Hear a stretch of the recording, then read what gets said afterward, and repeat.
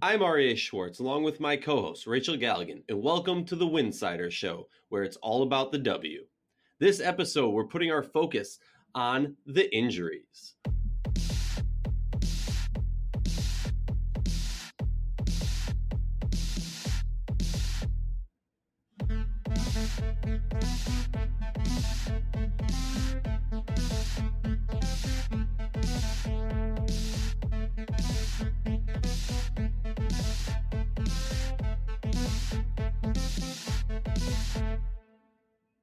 This episode, we're talking about the injury bug that has hit the W in the worst way possible.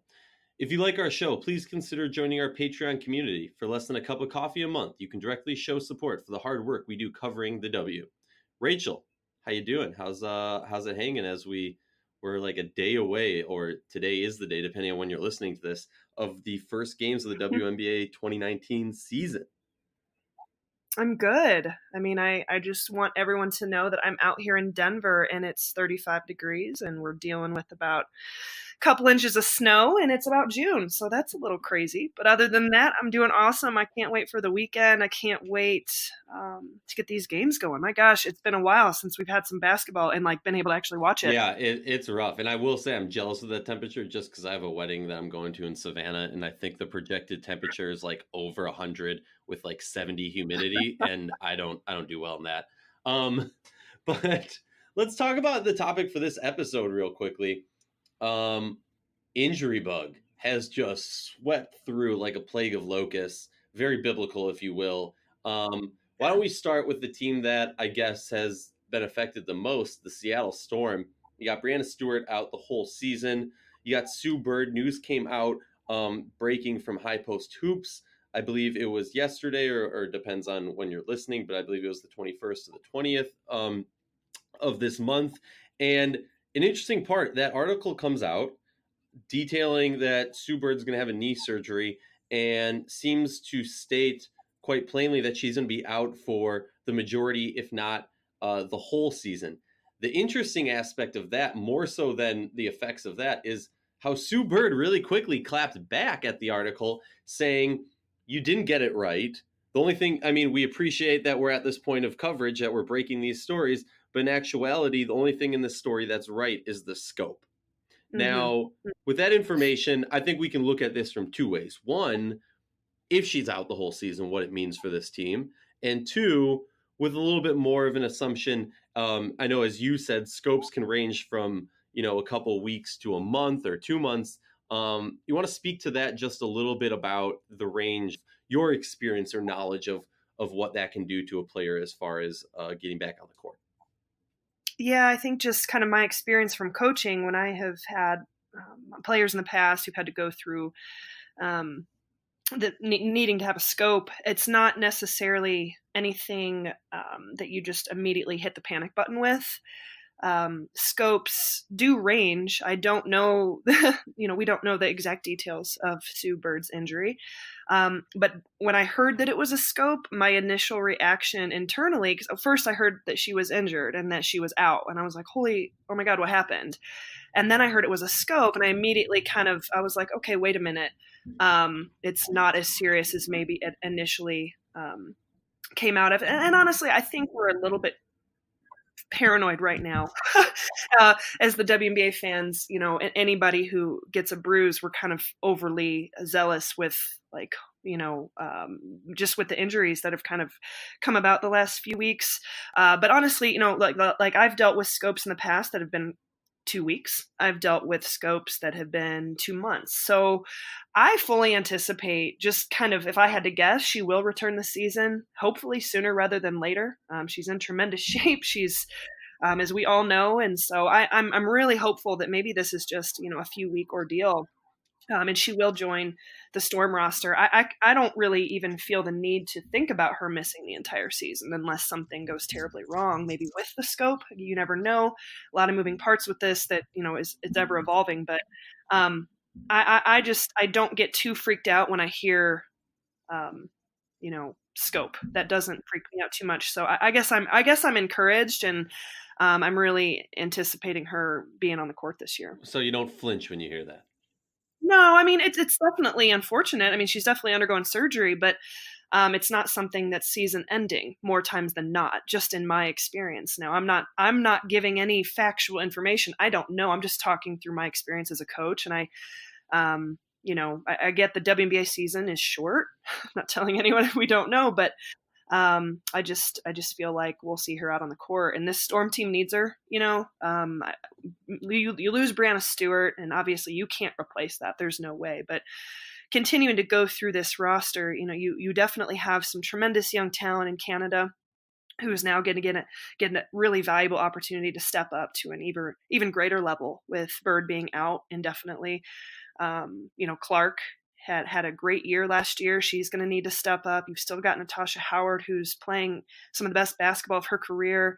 Now, this is a talented roster. Jewell Loyd, how on earth could I possibly bypass her? MVP caliber player right there. So this is still a very talented roster. But yeah, I mean, there's going to be a period of time here when you're without the greatest point guard in the game and you're without the MVP. So it's not. It's disappointing. My heart goes out to Seattle and kind of just the injuries that have kind of plagued them, and even into Coach, with him battling his cancer. But at the end of the day, this is a very talented team, and I'm just hopeful that Sue is able to join them sooner rather than later. This is a little bit of a morbid question, but you mentioning Coach in this, let's just say 3 injuries on this roster.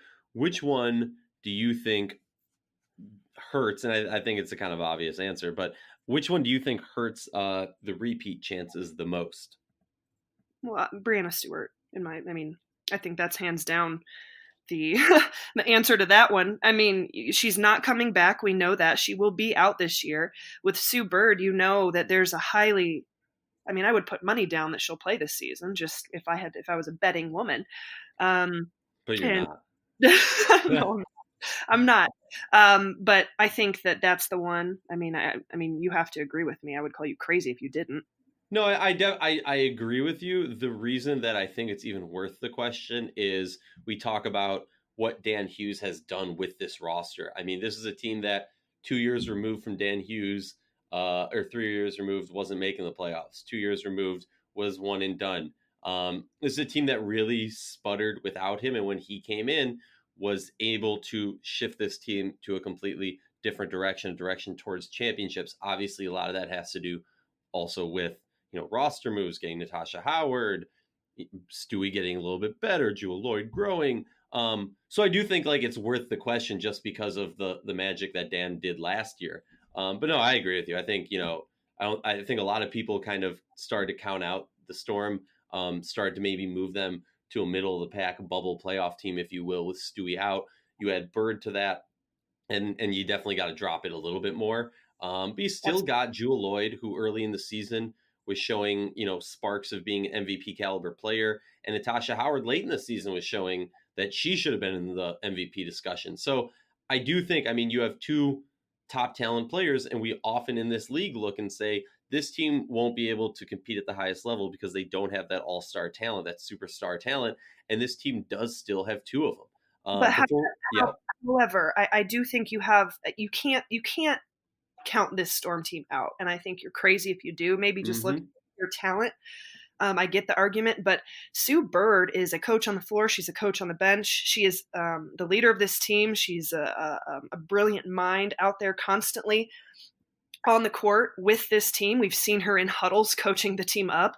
She's going to continue to do those things, and she is constantly pulling these, younger players along and teaching them. And then, so that's not going to stop. That's not going to go away. So that is still a major aspect that she brings to this team, whether she's on the court or not. And then I kind of mentioned it in a previous podcast, maybe that came out last week, maybe a couple weeks, I can't remember. But this is a team that still has a ton of talent, that knows how to win. And I think what you're adding now is an element of a team that's rallying around their coach and rallying around their team, probably rallying around Breanna Stewart.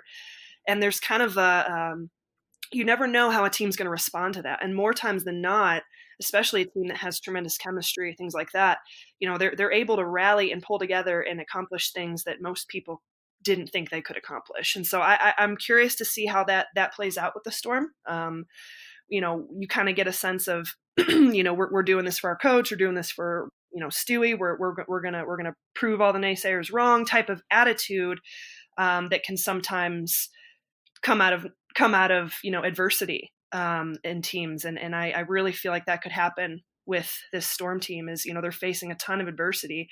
We're going to learn a lot about them and just the competitiveness, along with just how they rally within one another, especially these first few weeks, as Sue is definitely not going to be on the court. We'll see a lot for sure. But I do know, it's going to bring a lot of valuable experience to some of these younger players, in particular Jordan Canada, which could be very crucial when, come playoff time. Oh, definitely. Especially, if you're looking at playoffs, you need these players. Again, look, we've talked about this. I talked about this with Eric Beck on a podcast that recently came out, talked about this in various other places. There's certain teams where, yes, you never want one of your top players to get injured, but what that ends up happening is giving an opportunity to a younger player that most likely wasn't going to get that opportunity. And it might end up being a huge benefit for this team a year down the road, 2 years down the road. Now, me personally, do I think the Storm are going to repeat this year? No. Do I think it would be crazy if they don't? Or, if they do, I wouldn't be, jumping out the window insane. But I do think, there has to be an element of, we're going to do our best. If we don't win it this year, there's still things that we gained from this season for next season. Sure. I agree with you on that. Let's move on to Diana Taurasi. I'm hearing some reports, some rumblings that maybe she's much more ahead of the initial timetable that we were given. So with that, and that just is, part of my reaction is because I'm shocked, and the other part is like, it's Diana Taurasi. So I think my shock is more so a fear of Taurasi's competitive spirit pushing her through the rehab so fast that maybe it doesn't do as much good as we would like to see. But we've talked about this extensively. The Phoenix Mercury might be getting a very big benefit from Taurasi missing some time, getting these young players some early season minutes that can really cause benefits late for a deep playoff run. Yeah, I'm not fazed by this at all, and maybe I should be. But the Taurasi, back thing, those things happen, especially at this point in a player's career. And I'm not surprised that she could potentially be ahead of schedule, or if not ahead of schedule, is chomping at the bit to get back out on the court, which I think someone had mentioned that before, that, she was just really anxious, wanting to get out there, but, needing to kind of slow herself down a little bit. This Mercury team is so exciting. I feel like, this has obviously been something that has caused Taurasi some pain the last who knows how long, several months. So I'm glad that it's something that's getting taken care of. You want to get it taken care of now, as opposed to try to prolong it and have this something that's really ailing her come playoff time. So I think they were really smart with when they decided to go through this procedure, and I'm not fazed by it one bit. I think she's going to come back and she won't skip a beat. And I agree with your take on the fact that it will be beneficial for this Mercury team early in the season, getting those young players some minutes, getting this team to kind of gel together. And I don't think it's going to throw them off one bit when Taurasi is back and out on the court. She's so vocal. She's such a vital aspect of this team, and the DNA of this team is so entrenched with Diana Taurasi that I just don't think they're going to skip a beat whatsoever. And like I said, I agree with you that this is probably a positive for everybody involved that this happens. I'm not fazed by it at all. I'm not worried about it at all. Well, I know, no, honestly, like, I completely agree with you, and that was my reaction when I heard about it also, and that's been my reaction throughout. I think we're both on the same page where it's like, which is crazy, I know, but it's like, I don't understand why you would be. This is Diana Taurasi. You got to know that even if, she's not fully, 100%, she's going to be back this season, especially with the talent of this team and where we are in her career. This woman's going to be back. This woman's going to be throwing bows and knocking trays. It's going to be a good season for the Phoenix. That, I'm sure she approaches every season with the intent of winning a championship, but Taurasi's got to be looking at this, and the point of her career, and looking at this season in particular, is such a tremendous opportunity to really go get yourself another ring. As a lot of teams are, but we've said it 1,000 times. This thing's really blown wide open. It's blown wide open every year, but even more so this year with just the makeup of who's in and out, and teams having to restructure. So she's got to be really looking at 2019 as like, man, we've got a chance to really go out here and kind of redeem what happened last year, build off that, let that fuel us into cutting down some nets. And she's one of the greatest competitors in the world. She's going to be out on that court as soon as she possibly can. I would even, put up the ante on that and say, if this minor setback injury is not a wake-up call for her, and kind of the how quickly this career could be done, how many more years she might have, this injury has definitely got to light a larger fire under her to get moving and get going. And look, we all expect Taurasi to be chomping at the bit to get back on the court. If I'm a competitive athlete and it's this late in my career and I have something like this, when you add in what you just said, this team is poised for a really big season. I'm going crazy. I'm stir crazy trying to get off that bench, get out of that training room, and get off on the court. Yep. And she'll come back and she'll probably feel so much better than what she was feeling before.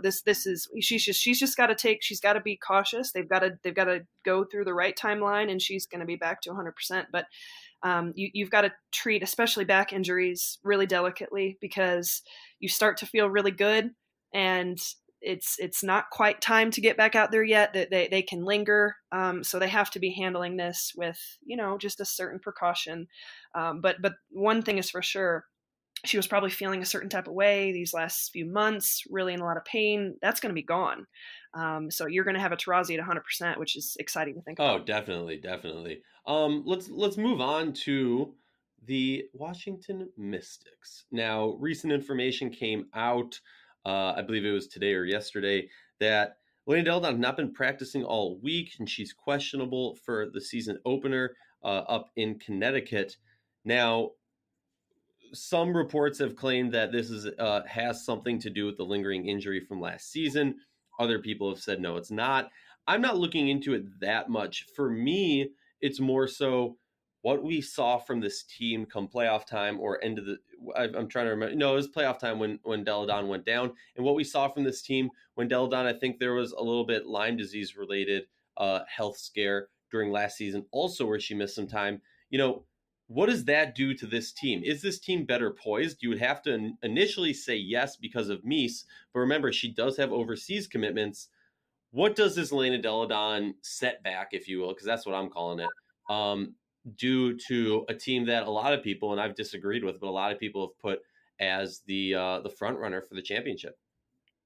I don't know that you can necessarily look at this as of course it's a setback. She hasn't been able to practice all week, but teams, it's so early, like we're talking about a few practices in training camp. We're talking about a few preseason games. The identities of these teams are still being determined. The gelling of the teams is not going to happen for some time now. And let's just be completely honest. This is something that is not unusual for, unfortunately, Elena Delle's career. This is something the Mystics organization and her teammates have become accustomed to, is the wear and tear on her body, the struggles she has with that injury bug or with her Lyme disease. At some point or another through the course of a season is going to pull her out. Injury. Wait, question I have to ask. Did you say injury bug because of the Lyme disease? Oh my gosh. I had to ask. It was too punny. Oh my gosh! Now you got me off my thought, and now I'm sorry. No, you're good. I just injuries are a part of sport. They are, and it's going to happen. It's going to happen.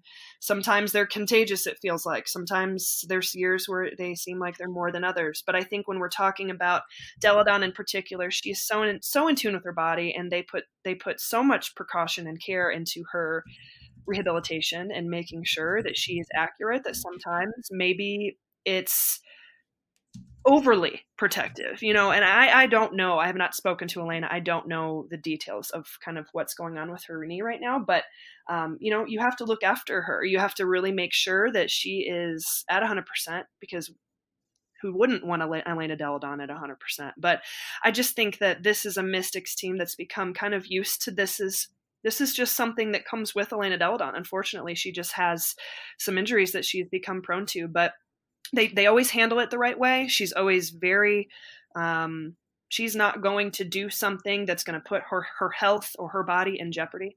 So, when she's out there on the court, again, we saw it in the playoffs, she was in pain, but she still worked through it.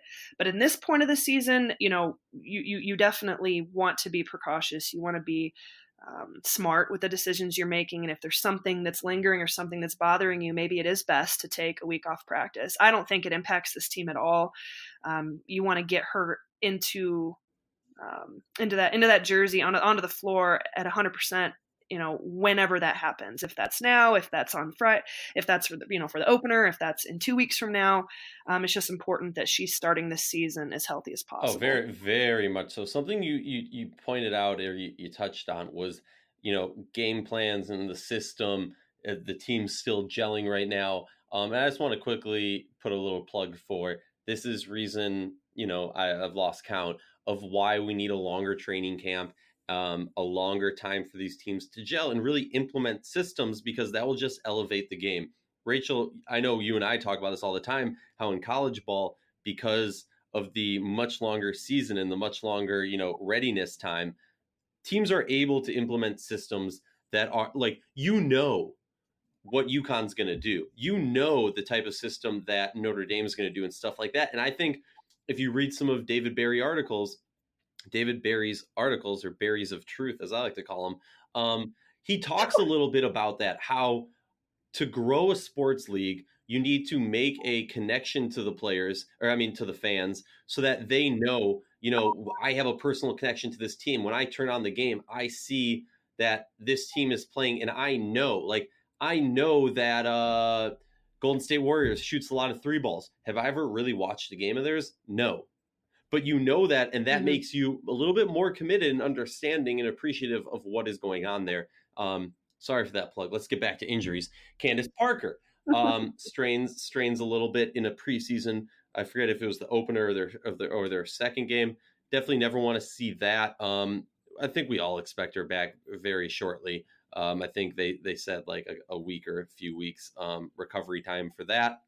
But I will say, how a lot of people can quickly bounce back and say to me, oh, Aryeh, they got Shanae and Nneka, what are you worried about? Candace is, in my opinion, the most important player on that team, possibly most important player on any team for their team.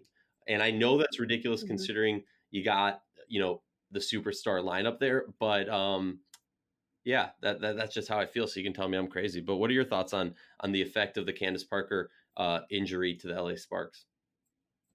I'm not too worried about it. I don't know. Maybe something came out and I'm missing it, but it was hamstring. Am I correct on that? Yeah, I believe so. Hamstring. The only thing with that type of injury is those can sometimes really linger. It can be something that, if not taken care of fully, or sometimes you feel like you've taken care of it fully, can linger through the course of a season. But my initial reaction to it is I'm not too concerned. I'm not too worried. I think she's at a point of her career where, knowing how to take care of these things, and the tremendous staff there with the LA Sparks, she's going to be fine. I think we won't even be talking about this here in a couple weeks, but there is kind of that asterisk of, through my time with track and field and with basketball, all these things, you do have some hamstring injuries that can linger through the course of a season. And I'm curious, kind of what could this be that? I'm not sure. Even if it is, I think she's going to be okay. But this is just me talking out loud and giving my opinion. That when you hear hamstring, you think, all right, that's something that could potentially linger. Let's hope not. But just to repeat myself for the 80th time, I think she's going to be good, and I'm not too worried about it. I haven't been from the start. Well, then let's talk about another team, another light injury, if you will. Liz Cambage and the Las Vegas Aces. I forgot there was even an injury there. Honestly, I had too. We'd gotten so,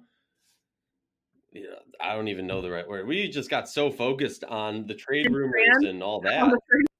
Yeah, just like, "What? Oh, yeah, I forgot about that. She had an injury. It made her miss, her overseas season. Oh, yeah, she had that injury, and it wasn't until maybe, like, a month ago, maybe a little more, that she was even back to doing, typical exercises for a basketball player." I did see some reports from Delle, that they are easing her back in. Obviously, I think we all expect her to go full season, but the real question for me is, maybe I think more realistically with this and possibly also with Candace is that there would be a minutes limitation as they ease in. And with Liz, I think it's easy to do that also considering she's got to learn the system too, and she missed all of training camp. Talk to me about your thoughts of the effect of this onto the Las Vegas Aces. No, I think you hit all the points tremendously. We just haven't heard much about it. We haven't really gotten an update in terms of how she's feeling. But I guess you come to the conclusion that, the trade did prolong her ability to kind of get herself going in camp. And so she hasn't been on the court a whole lot. She missed her time in China this whole season with the injury. So I think my natural just assumption is she's probably feeling great. I think hopefully she's been able to have the time to recover from the strain, the Achilles strain, whatever the injury actually was. Don't quote me on it. But yeah, I feel like you have to assume that she's probably feeling pretty good, knock on wood, and that this is just going to be something, as you said, missing training camp, getting used to a new team, getting used to a new system, kind of how this team's going to play together. Is going to take a little bit of time, but you have to hope and assume that she's feeling great, and I pray that she is. I think we're all with you on that boat. Also, I just gotta say, when you said I hit all the points, I was doing a little happy You dance did a good because job. it's You rare did a that really happens. good job. I really didn't have anything to say, so I just did what I normally do, which is ramble. So there you go. Well, we love your rambling. There is something that, if you haven't picked up on it, this whole episode has been an underlying point, which is that we need these players to be enticed, to be at least tempted to not play overseas. And this is reason 1,000,000,005. We need these players to not be overseas for a plethora of reasons. I'll start it off. One, so that they have longer careers. How many amazing WNBA players' careers were cut short due to the fact that they play Right. year round, and get these injuries that we were just talking about? We need these players because having them stay over here, and by over here I mean America, means these players can market your team more. But for me, I keep going back to that first point, which is, if these players, and you want your sport to be or your league to be the best league, you have to have healthy players. These players, for starters, do not have enough money, or not making enough money that they can properly, get all of that crazy top shelf medicine that is going to make them recover. So you have players who are playing year round, getting, banged up throughout the season, continuing to play because they got to make that paycheck, but their recovery is naturally going to be slower because they don't have all the things that their male counterparts have when they're playing. And it's just beyond frustrating at this point. I mean, I think David Barry had an article, one of his berries of truth, that it would take like less than 20 million to not only close the gender pay gap of 20% paid to the WNBA players, and it's even less than that. I don't know why people keep saying 20, and bumping it up to 50, but also I think doing that and being able to at least make the players think about it, say, hey, I might make a little bit more money overseas, but I can stay here and play a shorter season, have more rest, and be in market, and not have to go overseas. That might be something that they're willing to do. Rachel, you've played overseas. You've advised people who play overseas and have come over here and all that jazz. Give me some insight. Obviously you're just going to agree with me because I'm always right, but give me some of your thoughts on this topic. It's basic logic. These women are playing year round, and yeah, I want to step back from that because you're exactly right. Rest is a natural thing that a professional athlete, that any athlete has to have. So being able to put these miles and this strain on their bodies is, the average everyday person can't quite grasp what that means. To be playing at your highest level year round it seems completely unreasonable. And it brings me to another point of, remember a few years ago, who knows how this is going to impact then everything a year from now, because, we're all talking about injuries and injuries and injuries. But first point is injuries are a part of the game. They're a part of professional sport. They're a part of all sport, even down to the YMCA level. So a part of this is, let's not freak ourselves out to the point where, we're just paranoid about every little bruise someone gets. But, injuries are a part of the game. But I think when we're talking about the WNBA in particular, in professional women's basketball, you're heightening those chances insurmountably, because they are doing what they're doing. And so you have to wonder, what is this impact going to make moving forward? We've already seen clubs overseas who are able to pay these women so much more than what they make in the league. Remember when Taurasi was paid to sit out the WNBA season to rest her body? I mean, that happened, I can't remember, maybe 5-6 years ago. But you got to wonder, is that something that we could see in the future?